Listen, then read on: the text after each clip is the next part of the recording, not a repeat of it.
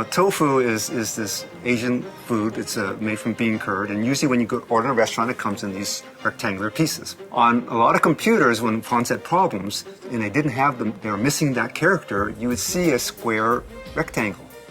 And many, many years ago, a lot of users, they would refer to the little square boxes they saw on the screen as tofu. One of the goals of this project was to support every language and every character. So one of the things we want to do is make sure there's no tofu for all our users. So hence, we called it Noto, short for no tofu.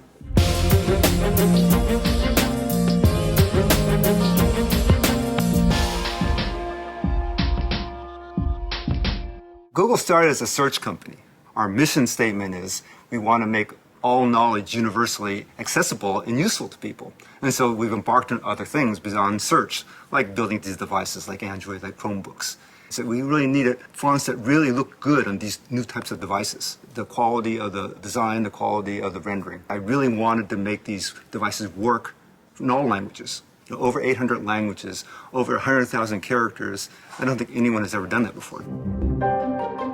We really needed a reliable partner, a company that had the ability to create really well-engineered fonts. So Monotype was a great match for these requirements.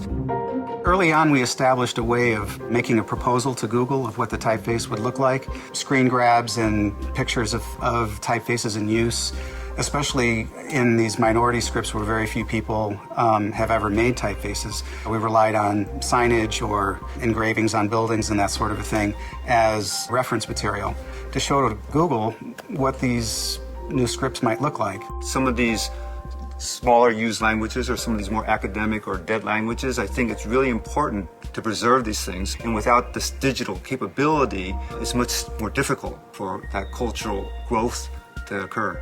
In each of these cases, we basically were making it possible for that language community to create a digital patrimony or heritage with their literature and their traditions.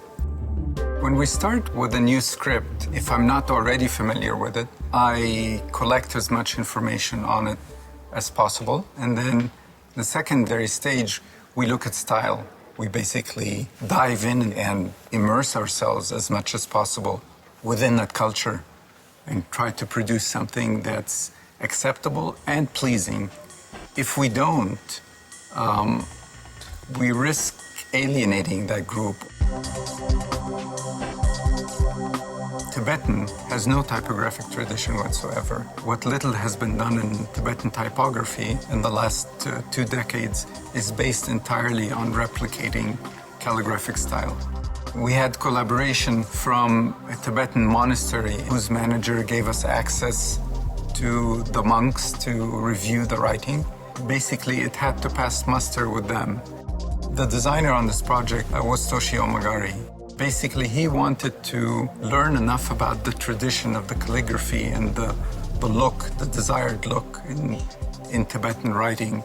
And in fact, by learning the various calligraphic traditions, he was able to produce a typeface that looked contemporary but pleasing to the practiced eye.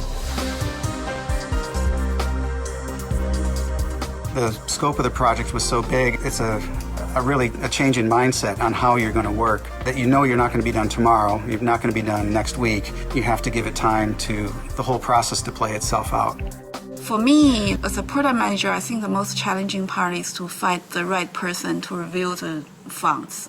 The first thing we do is to send an email to everybody in Google saying that, hi, is there anybody speaking like Malayalam or Telugu? We can find a lot of people to review these languages, but sometimes for minor languages like Cherokee, we cannot find in-house experts. Then we need to find some friends of this Cherokee community, and then through the friends of the community, we get them review the fonts. Initially, the idea was to have a unified set of scripts and writing systems. From there, it grew to include multiple weights. The number of characters included in just the Latin fonts is 3,300 characters per weight. So it grew quite geometrically from the original concept. it was a big investment. It was a big investment of time, of engineering, of money. And the other thing about this font, it's open source. So it's not just for our products, it's for all products, that want to use it. Any person in the world that wants to use these fonts, they're at their disposal.